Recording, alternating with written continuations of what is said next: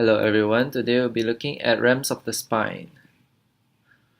So for REMS, typically you do look, feel, move and functional tests, but according to the documentation by Arthritis Research UK, for REMS of the spine, they don't have the functional tests for REMS of spine. Yeah.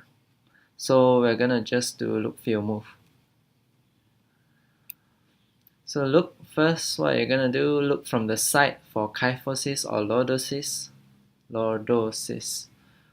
Okay, it's blocked by this image here, but lordosis, so this is lordosis, so you're standing up like a lord. Kyphosis is like the letter K, and scoliosis you can see from the back. So logically thinking, these things you can only see from the side, and this you can see from the back. Because this is sideways bending, you can see from the back, and this is anterior posterior bending, you can see from the side. Okay, so look, then look for other things such as scars, swelling, deformity, asymmetry of muscle bulk, etc. Then feel, you're going to palpate the spinous process from the cervical area to the lumbar area to the sacroiliac joint, and you're going to palpate the paraspinal muscles. That's all, just two things. Right? And move, you're going to assess for first you're going to assess for the cervical spine, and then assess for the thoracic and lumbar spine, and then do the straight leg raise. Okay, so cervical spine, you're going to do lateral flexion, ask patient to bring their ear to their shoulder, and then flexion and extension, ask patient to bring their chin to the chest and extend the head backwards. That's flexion and then extension.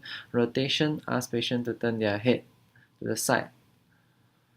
Then thoracic and lumbar spine, same thing, lateral flexion, ask the patient to slide hands down the outside of their thigh.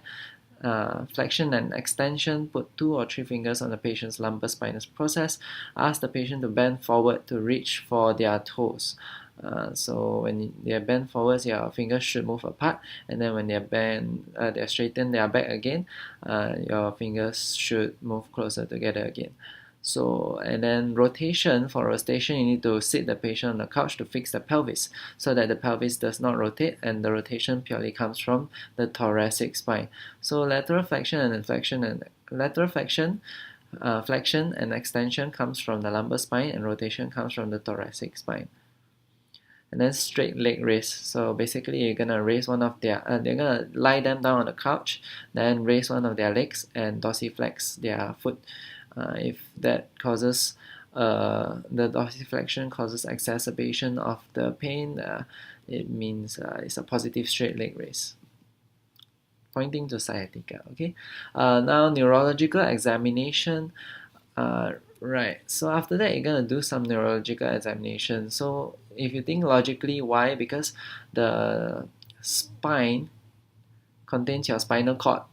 So so if your spine is affected, your spinal cord might be affected. So it's logical to do a neurological examination after your look, feel, move.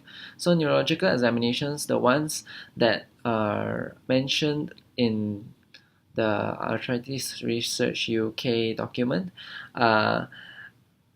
they mention 2 things that are more essential.